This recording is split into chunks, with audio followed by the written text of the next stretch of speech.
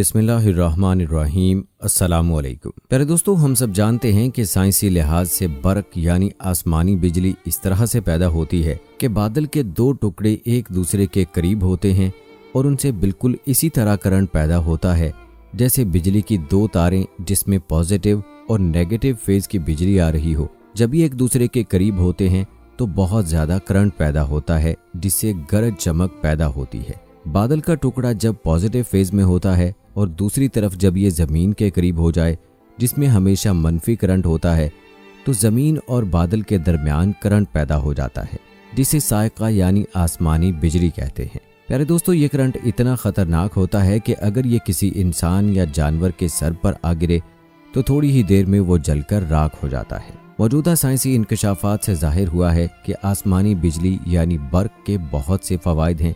ये आसमानी बिजलियां अमूमन बहुत ज़्यादा हरारत पैदा करती हैं जो बाज़ औक़ात तकरीबन 15,000 सेंटीग्रेड होती है। ये हरारत इस मकसद के लिए काफ़ी होती है कि अतराफ़ की ज़्यादातर हवा को जला दे और इसके नतीजे में फ़ौरन हवा का दबाव कम हो जाता है। और हम जानते हैं कि हवा के कम दबाव की सूरत में ही बादल बरसते हैं। यही वजह है कि बिजली चमकने और गिरने के बाद ही ओले पड़ने शुरू हो जाते हैं और बारिश के मोटे मोटे कतरे गिरने लगते हैं। इसी बिना पर दर हकीकत आसमानी बिजली की एक जिम्मेदारी पानी बरसाना है। जिस वक्त ये आसमानी बिजली अपनी इस हरारत के साथ चमकती है तो बारिश के कतरात इजाफी ऑक्सीजन की मिकदार में तरकीब होते हैं और ये भारी पानी यानी हाइड्रोजन परऑक्साइड पैदा करते हैं। और हम जानते हैं कि भारी पानी के आसार में से एक ये है कि वो जरासीम कुछ होता है। इसी बिना पर तिब्बी माहिरीन इसे ज़ख्मों को धोने के लिए इस्तेमाल करते हैं। और भारी पानी के ये कतरात जिस वक्त ज़मीन पर गिरते हैं तो नबातात यानी पौधों की बीमारियों के जरासीम ख़त्म कर देते हैं। इसी बिना पर माहिरीन ने कहा है कि जिस साल आसमानी बिजली कम हो तो नबाताती आफात और बीमारियां ज़्यादा हो जाती हैं। दोस्तों, ये आसमानी बिजली जहां इस दुनिया में ज़िंदगी के वजूद के लिए अहम है वहीं ये बिजली इंतहाई वहशतनाक और डरावनी भी होती है। जैसा कि कुरान पाक की सूरह राद की आयत नंबर 12 में अल्लाह ताला ने इरशाद फरमाया, और वही तो है जो तुमको डराने और उम्मीद दिलाने के लिए बिजली दिखाता और भारी भारी बादल पैदा करता है।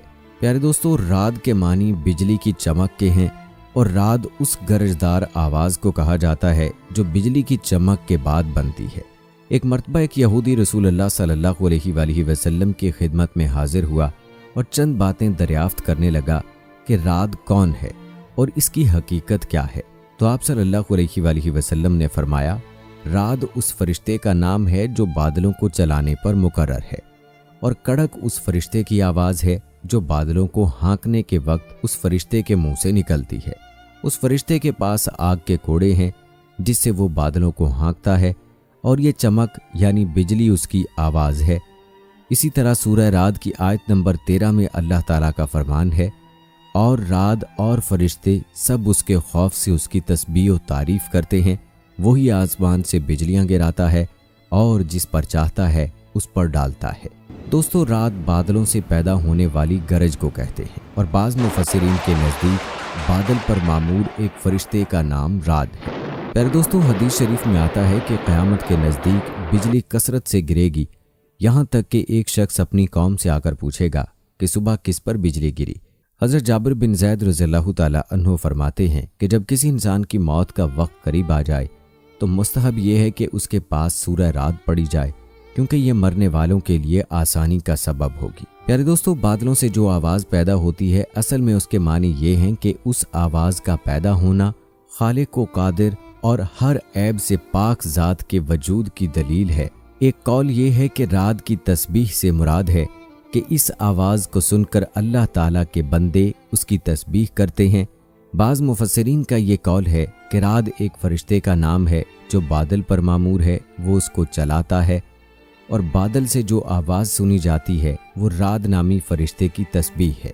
याद रहे कि गरज और कड़क की आवाज़ अल्लाह ताला की तरफ से एक वाइद है, लिहाजा जब उसकी आवाज़ सुने तो अपनी दुनियावी गुफ्तगू को रोक कर अल्लाह ताला के ज़िक्र में मशगूल हो जाए और अल्लाह ताला के अजाब से उसकी पनाह मांगे। चुनाचे हज़रत अब्दुल्ला बिन ज़ुबैर रज़ियल्लाहु ताला अन्हु जब गरज की आवाज़ सुनते तो आप गुफ्तगू छोड़कर ये आयत पढ़ते जिसका तर्जुमा कुछ यूँ है, اور رات اور فرشتے سب اس کے خوف سے اس کی تسبیح و تعریف کرتے ہیں۔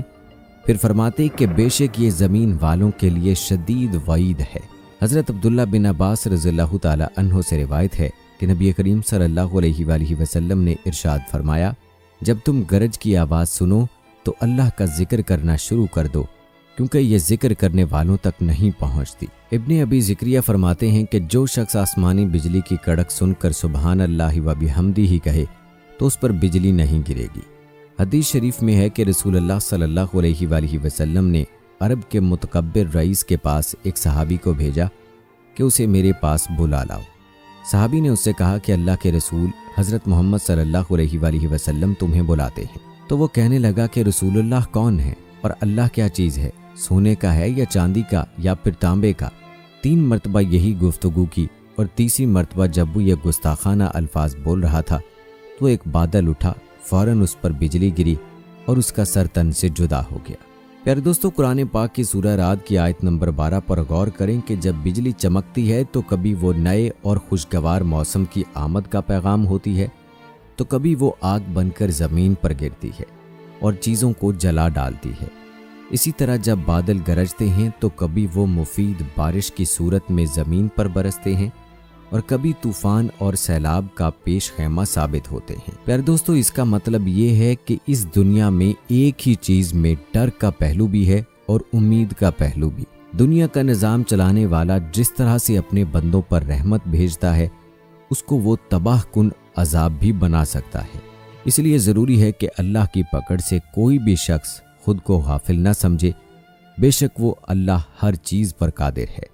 وہ جب چاہتا ہے اور جس پر چاہتا ہے اپنی رحمت بھیجتا ہے، اور اس طرح وہ اپنی رحمت کے ساتھ ساتھ بندوں کو اپنے غضب سے بھی آگاہ کرتا ہے کہ اگر وہ معاف کرنے والا ہے تو اس کی پکڑ بھی بہت سخت ہے، تاکہ بندے اس کے قہر سے پناہ مانگے اور ہر وقت اس کی حمد بیان کرتے رہیں۔